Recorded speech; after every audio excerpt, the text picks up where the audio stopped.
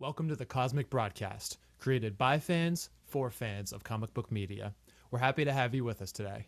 All we ask is that you sit back, relax, and enjoy the show.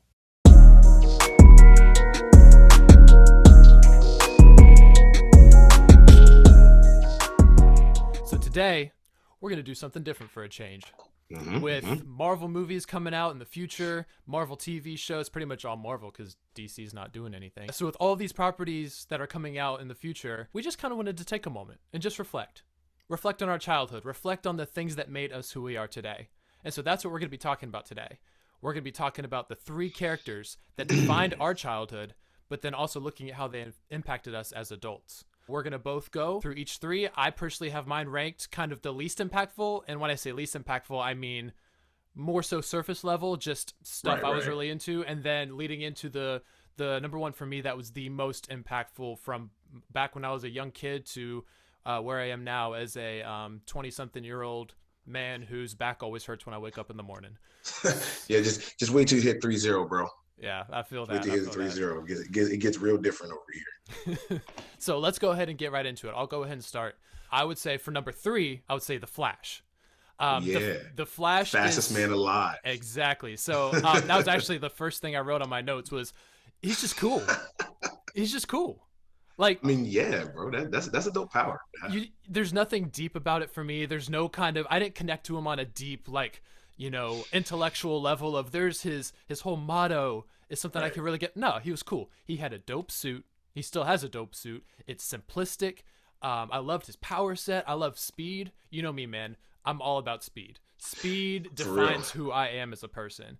And so as a kid, you know, watching someone who's literally the fastest man alive, you can't top that. And so for me, I loved everything about him. And whenever the Justice League came on, that cartoon, I was always waiting for my boy Flash to show up because for me personally, he was just cool. I'm not going to call it the most influential thing that I've ever seen, but man, he's just cool. He's just cool. And what's crazy about the Flash is a lot of people don't know. I mean, he ain't just fast, man. The dude can do a lot of things. I mean, obviously he just phase through something. I mean, he has that 1,000 punch or something like that where he like winds up and he can hit you. Like the tornadoes where he like he can do the tornado thing. And then let's not forget the man can time travel. Oh yeah.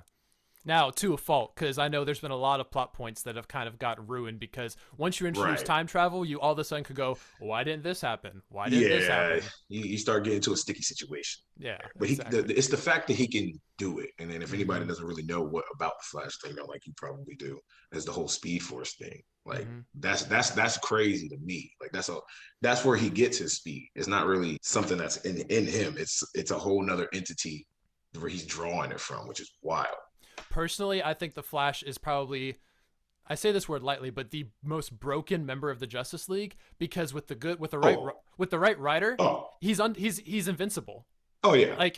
You have to nerf 100%. him. They have to nerf him in almost every single thing he's in order to explain how he's able to get be taken advantage of. So leading on to number two is, of course, I'm pretty sure anyone could get this a mile away, SpiderMan. When it comes to media, I was all about that as a kid. I had the Spider-Man games. I played the Spider-Man games on the Game Boy. I watched all the cartoons. As a young kid who had a lot of insecurities, had a lot of, girl problems. I was nervous talking to girls.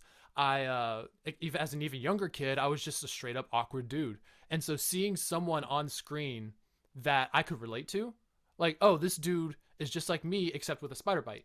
Right. So he's not perfect. He makes mistakes. He has relationship problems. He's, the older I got, I was like, oh, he's behind on his rent. He can't pay the bills. He's got to balance working full time and being a full time superhero. And for me, you know me, man, like that hit me. That was like, wow, I can really relate to that. Honestly, his nonstop banter, the fact that he just doesn't shut up. I mean, you hear. I love that. Yeah. I love that about Spider-Man. He's like a more toned down Deadpool, where like he's fighting bad guys and they're like, "Won't you ever shut up?" And he's like, "No, like that's me.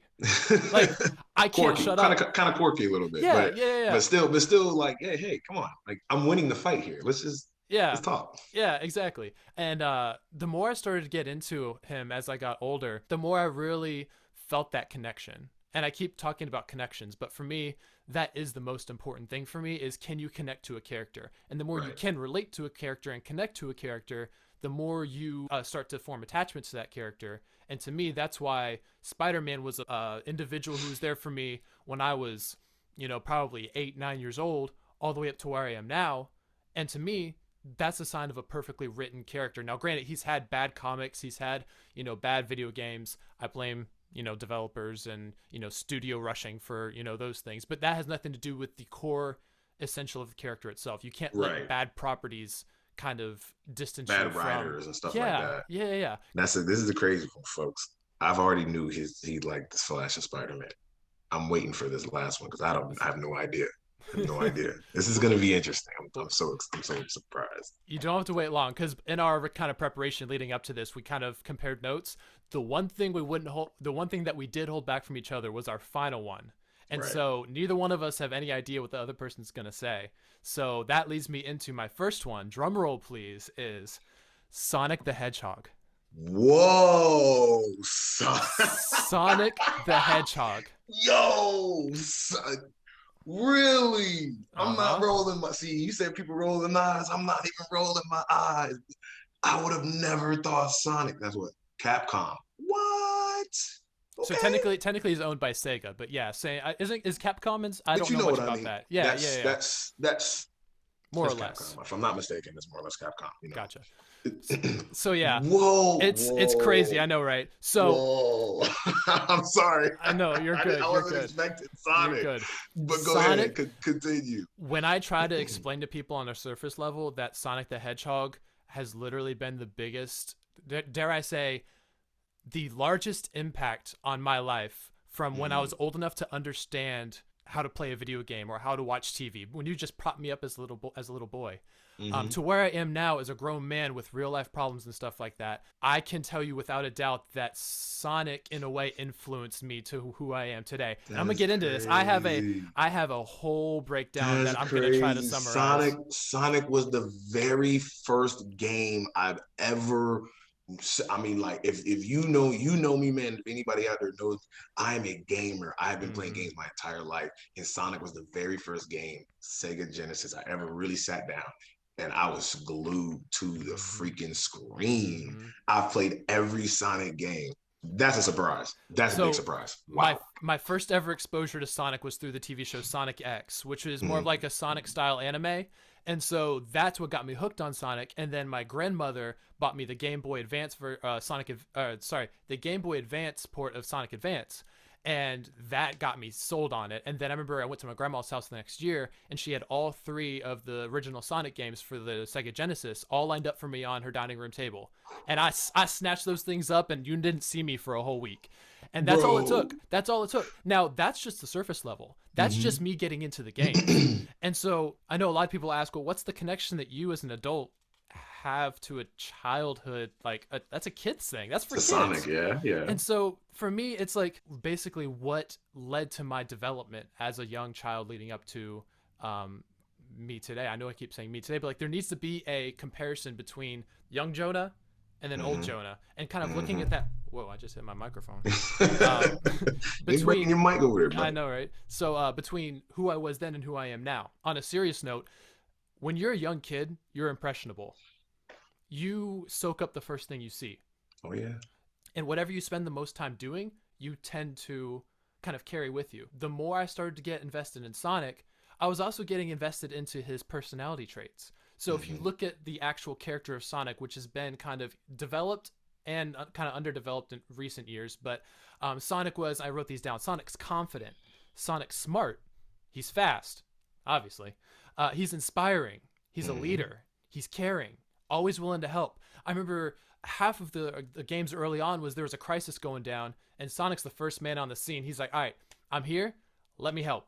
I don't know what I got to do, but I'm here. And so for me as a little boy, I was like, I want to be like Sonic. I want to be the dude that's like always ready to jump into action, ready to jump whenever someone needs me. I want to be able to help. I want to be able to step in where I can. But the biggest things for me is I wanted to go fast. And I know that's his tagline. It's got to go fast. But like for me, I wanted to be fast. Like I was running all over the place. I created my own Sonic character in the Sonic universe, and I learned how to draw. I sketched him. I brought him to life. Really? Yeah, well, I won't show it now because Well, you know, I'm gonna let some things stay in the past where they of deserve to course, be. of course, of But course. that's how invested I was. I loved Mm-hmm. all of his soundtracks. I listened to the instrumentals, because I wanted to be Sonic. I wanted to be fast, and so these traits inspired me as a child to rise above the expectations that I had for myself. As a 12, 13-year old, I wanted to be extraordinary. I wanted to be unique. And so for me, the most unique character that always stuck out to me was Sonic because they specifically created him to be different. So just like Mario kind of represents Nintendo, Sega wanted Mm-hmm. Sonic to represent them, and this is coming out in the mid to late 90s, where they wanted to be radical, they wanted to be different. And so that's how they brought Sonic onto the scene, as someone who's different, someone who challenges the cultural norm basically and dares to kind of defy it sounds super like angsty, but like all the rules and stuff like that. You want to be different. You want to, you know what I'm saying? And so as a kid, that got me hyped. That got me super hyped. I was like, I want to be different. And I remember there's one specific situation. This happened in real life where Mm-hmm. I think I was like 11 or 12, and I was walking through the grocery store, and I saw this older lady who was struggling to reach something on the top shelf. It's gonna sound super corny, but I was like, man, Sonic would help someone like that. I want to help. It's so corny, but like that's for me as a young 10-year-old kid. I I mean, was like, at 10, that's not corny though. yeah, yeah, because I took it seriously. For me, it's Yeah. like I know it's hard now because like we're all grown adults, but to me, if I let go of what made me special as a child and Right. what gave me that exuberance as a child, Mm-hmm. Mm-hmm. if I let that go, adulthood just gets a whole lot more gray. It gets a whole lot more Mm-hmm. boring. There's no Mm-hmm. color, there's no splash, there's no excitement. And so for me, looking at that older lady, I was like, Sonic would help her. I need to help her.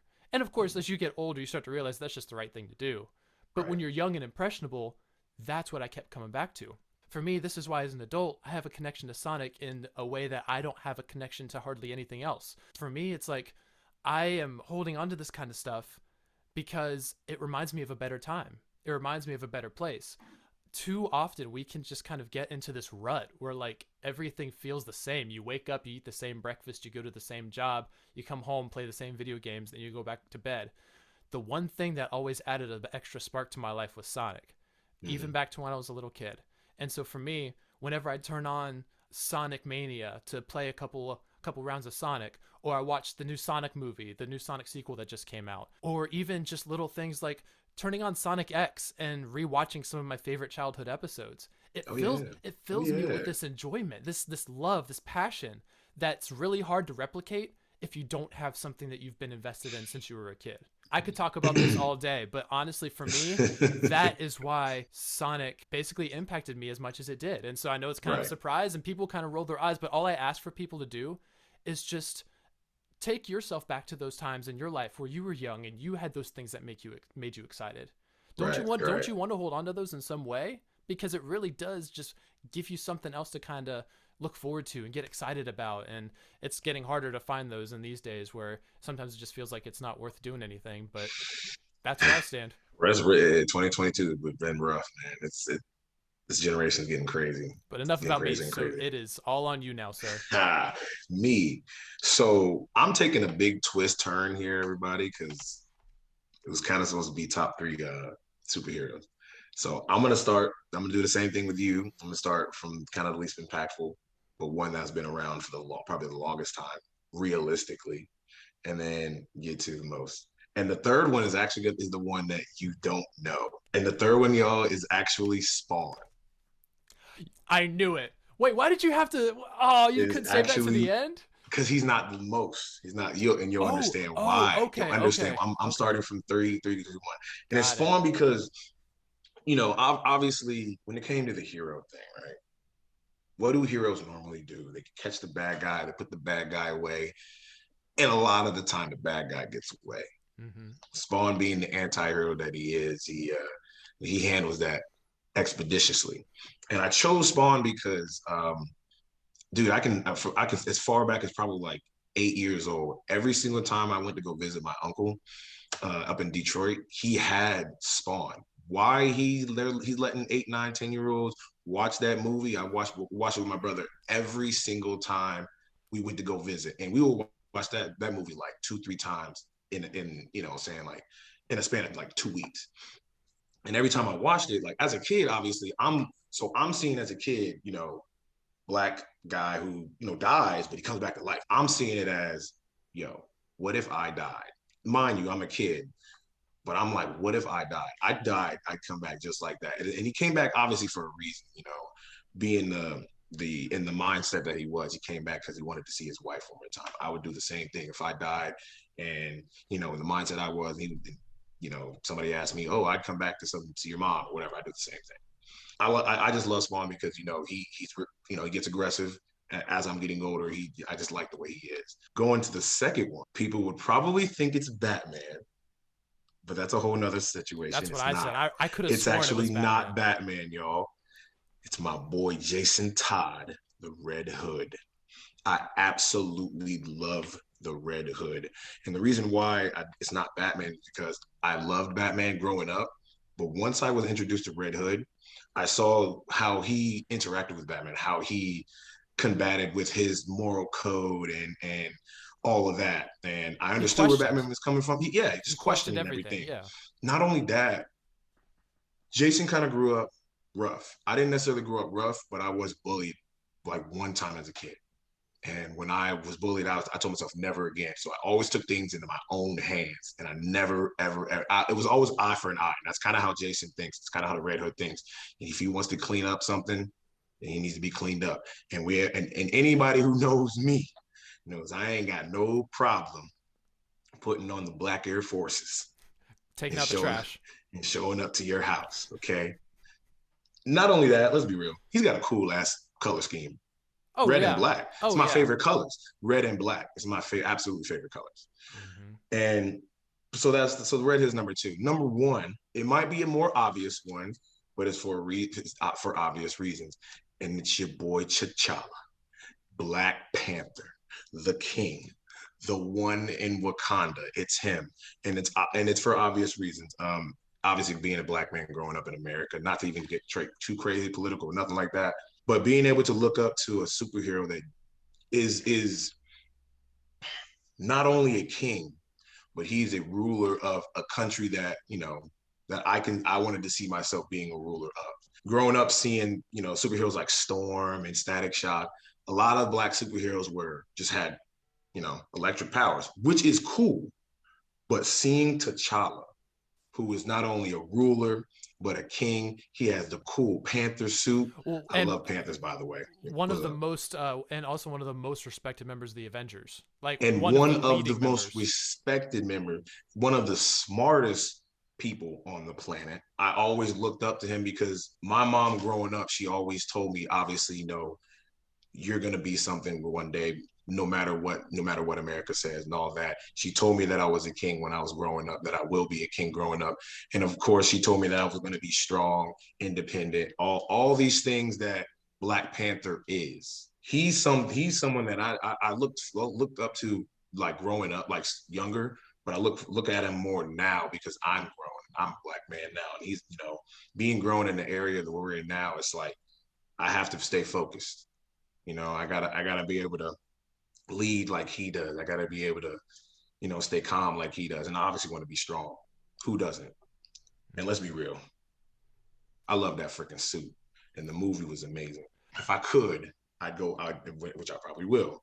I'll go buy a suit right now made out of vibranium if we had it. The MCU took that suit from the comics and is one of those situations where they improved on it in every way, shape, or form. That suit with the vibranium is incredible. Especially with the kinetic charge that his suit has. And and let's not forget, what a lot of people probably don't even know, the Black Panther is he's not just the leader of Wakanda. This man has 5 galaxies he is the leader of. He's the intergalactic leader of 5 galaxies, not just Wakanda. So that's some crazy stuff there. Mm-hmm. But I'm gonna hit you with a little super deep knowledge Black Panther stuff. Did you know that he was actually the primary reason why the Avengers were able to survive in the Avengers zombie comic book series? Really? So I'm just going to briefly touch on it, but he was basically one of the few surviving members who got bit but managed to use his knowledge to survive, and using his resourcefulness that you talked about, his smarts, his ingenuity, he was able to prolong himself just enough to come up with a cure, which ended up saving hundreds of thousands of people during that specific zombie comic book run. Which I need to go get, by the way. I just got to find the comics, man. I've been searching for them. I think it's called Marvel Zombies. I could be wrong, but if you can find the Marvel Zombies comic series, I highly suggest you pick it up. I'm definitely going to. Definitely. Honestly, just kind of hearing both of our takes, it really just reminds me of this point that I specifically wrote down to close us off with, is comic book and video game characters can really be an inspiration to anyone, regardless of your age, gender, or upbringing. It doesn't matter who you are. We all have our inspiration. Everybody can say that they've been inspired by something. If you weren't inspired by a specific comic book character, that's fine.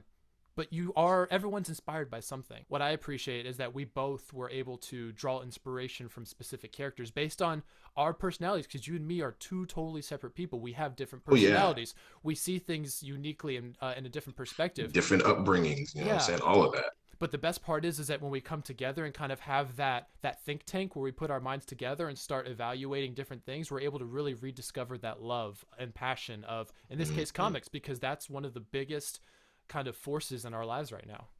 I think that's what's keeping a lot of people sane. That's what's keeping us sane, man. Is the comics, the movies, being able to just talk about it with each other.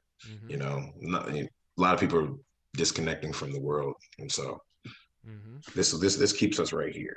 It's right here. When I have kids down the road, I want them to find their thing. I'm not going to put my own enjoyment on. I'm going to definitely recommend some things. Trust me. I've got a line of comic books they can start with. But But that's our job, is to encourage the next generation to be like, find your thing. Find what makes you get up in the morning. Find your enjoyment. Find your excitement. What just gets you hyped. And that's all it really is. All right, guys. So we're going to go ahead and shut it down for today. I hope you guys liked that we tried something different today. Let us know in the comments. Let us know what your childhood comic book character or favorite video game character is. Doesn't matter who it is. There's no such thing as a wrong answer. Everybody's right. Everybody has their thing that they really loved as a kid. We thank you guys so much for tuning in, and then we hope to see you next time.